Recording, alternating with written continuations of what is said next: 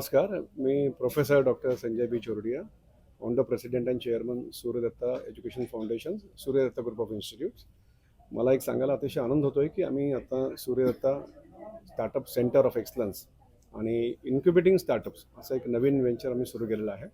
आणि सुनील पारेख हे आमचे एक याच्यामध्ये ॲडवायझर आणि मेंटॉर आणि रिनाऊंड ट्रेनर जे मुंबईवरून आलेले आहेत, त्यांचा याच्यामध्ये फार महत्त्वाचा सहभाग असणार आहे.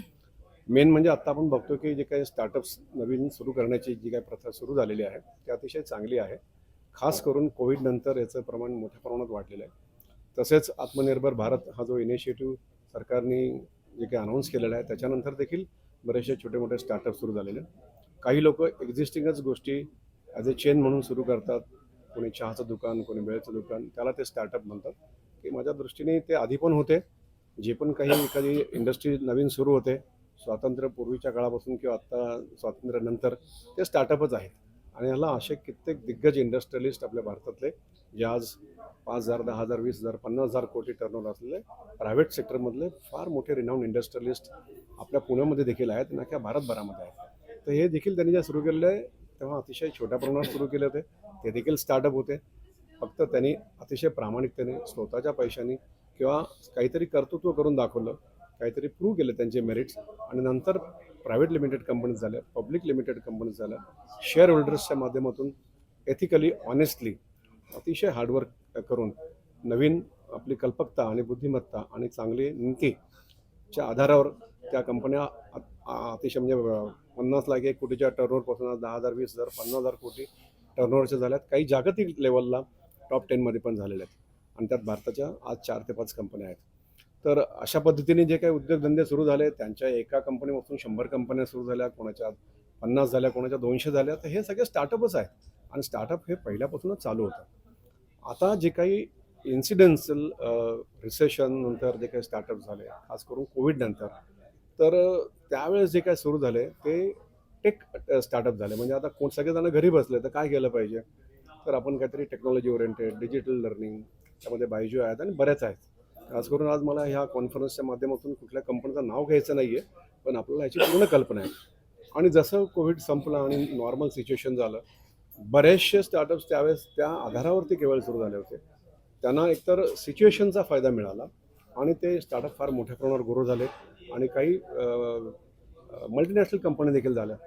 आणि जसं कोविड उसरला आणि नॉर्मल परिस्थिती परत झाली, त्यावेळेस ते स्टार्टअप आज डबघाईला देखील आलेले आहेत. तर हे ह्या पद्धतीने काही जे काही स्टार्टअप होतात, तर त्याच्यामध्ये प्लॅन बी, प्लॅन सी आपला गरजेचं आहे रेडी ठेवणं, की मी हजारो लोकांना नोकऱ्या देतो आहे, मी ऑफिसेस सेटअप केले, मी इन्व्हेस्टमेंट केली, मी लोकांकडनं लोन घेतला, मी पब्लिक इश्यूमधून पैसे गोळा केलेले आहेत आणि सडनली उद्या टेक्नॉलॉजी चेंज झाली, मार्केट चेंज झालं आणि म्हणून जर तुम्हाला त्या लोकांना कमी करावं लागलं, हजारो लोकांच्या नोकऱ्या त्याच्यामध्ये निघून जातात, हजारो लोकांचे पैसे त्याच्यामध्ये डुबले जातात. कारण की हे जे काय ज्यांची कॅपॅसिटी नसते ते हातवर करून टाकतात आणि हजारो लोकांची माइंडसेट तेवढी स्ट्रॉंग नसते. त्याच्यामुळे ते त्यांची एकदम नीतिमत्ता बदलून जाते. त्यांना पुढे काय करायचं त्यांना सोल्युशन दिसत नाही आणि मग ते एक्स्ट्रीम स्टेपला जातात.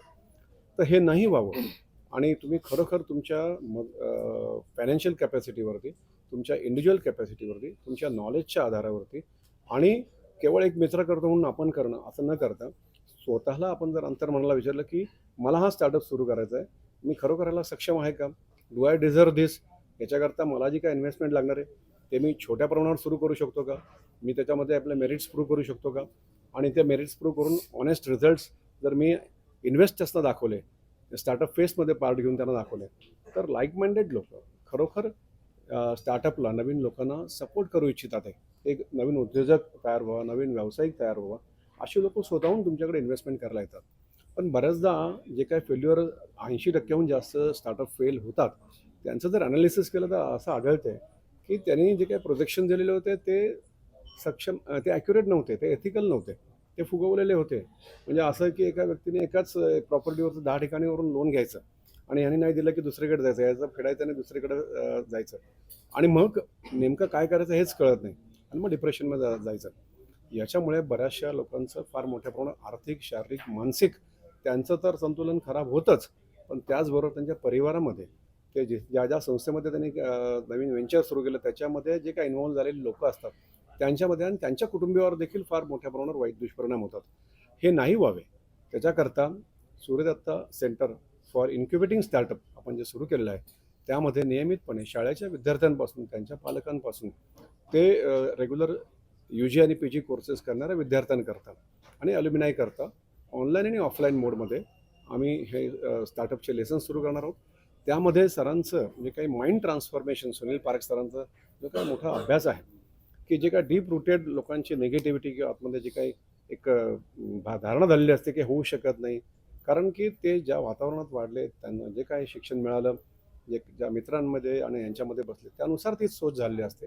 तर जेवढं यंग एजमध्ये आपण जर हे सुरू करू, तेवढी त्यांची माइंडसेट पॉझिटिव्ह होऊ शकते, एथिकल होऊ शकते आणि त्यांची क्षमता वाढू शकते, स्वतःवरती कॉन्फिडन्स वाढू शकतो. आणि मग त्याच्या जोडीला जर हार्डवर्क आणि हे जर केलं आणि ऑनेस्टली काम करत राहिलं, तर रिझल्ट 100% पॉझिटिव्ह होणार आहे. फेल्युअरचा रेट जो आता 80% तो 60%, 40%, 20% कसा होईल आणि ज्याची कॅपॅसिटीज नाही त्याने या क्षेत्रात न उतरता आपल्या इंडस्ट्रीमध्ये जिथे तो काम करत होता, त्याला ॲश्युअर्ड इन्कम आहे, अशा ठिकाणी त्यांनी जावं आणि ते कंटिन्यू करावं आणि हळूहळू स्वतःच्या कॅपॅसिटीप्रमाणे घरात बसून किंवा कमीत कमी इन्व्हेस्टमेंट करून आपला स्टार्टअप सुरू करावा, असं आमचं आव्हान राहणार आहे. आणि त्याच्या आधी त्याची मानसिकता, त्याचा कॉन्फिडन्स कसा असला पाहिजे, त्याविषयी 2 शब्द बोलण्याकरता मी माझे कलिग यस, तो जैसे सर ने कहा, एक तो एथिकली मॉरली ये तो करना बहुत ज़रूरी है, लेकिन मेरा मानना है कि साथ साथ में एक अच्छा माइंडसेट होना, एक सही सोच रखना, मुश्किल आए तो कैसे उसको फेस करना, तकलीफ आए तो कैसे डील करना, ये सीखना भी बहुत ज़रूरी है। क्योंकि कुछ लोग होते हैं जो जेन्युइनली अच्छा काम करना चाहते हैं, प्रोजेक्शंस भी अच्छे दिए हैं, सब कुछ अच्छा है, लेकिन एक साथ में जब प्रेशर आ जाता है तो इस माइंड को कैसे डील करना, वो उनको समझ में नहीं आता। माइंड पूरी तरह से लॉक हो जाता है, और जब माइंड लॉक हो जाता है तो ना कोई क्रिएटिविटी होती है, ना कोई सॉल्यूशंस आते हैं, ना कुछ होता है, और वहीं पे रुक जाता है। तो बहुत सारे ऐसे एग्जांपल्स आते हैं जहाँ पे लोग मेरे पास आते हैं और कहते हैं कि सर कुछ समझ में नहीं आ रहा है, क्या करूँ। तो उस समय उनके पास अगर उस तरह की ट्रेनिंग है जिससे कि वो अपने माइंड को संभाल सके, तो वो उस परिस्थिति में से बाहर आ सकते हैं। नहीं तो जैसे सर ने कहा, वो गलत दिशा में चले जाते हैं, डिप्रेशन में चले जाते हैं, कोई गलत स्टेप ले लेते हैं, और उससे तो पूरा ही खत्म हो जाता है। तो माइंड ट्रेनिंग सिस्टमैटिकली अगर दिया जाए तो मेरा मानना है कि सक्सेस रेट काफ़ी इम्प्रूव हो सकता है। क्योंकि अगर इंसान का विश्वास बना रहे तो कोई ना कोई सोल्यूशन तो वो निकाल ही लेता है, चाहे कितने भी बड़ा बदलाव आ जाए। वो अपना सोल्यूशन, अगर नीति है अंदर से, एक अच्छा एथिक्स है, एक अच्छी सोच है, तो वो कहीं ना कहीं से तो रिजल्ट निकल ही लेता है, राइट। सो महिलाओं ने क्या करना नमस्कार. मी Mrs Sushma Sanjay Chordia, Surekhta education foundation. महिलांसाठी मी सांगेल की घरच्या घरीच तुम्ही तयारी करून छोटं माइंडअप तुम्ही प्रोजेक्ट तयार करू शकता. ते हळूहळू तुम्ही वाढवू शकता. आता सरकारने पण महिलांसाठी 75% कबूल केलेलं आहे प्रोजेक्ट लोन.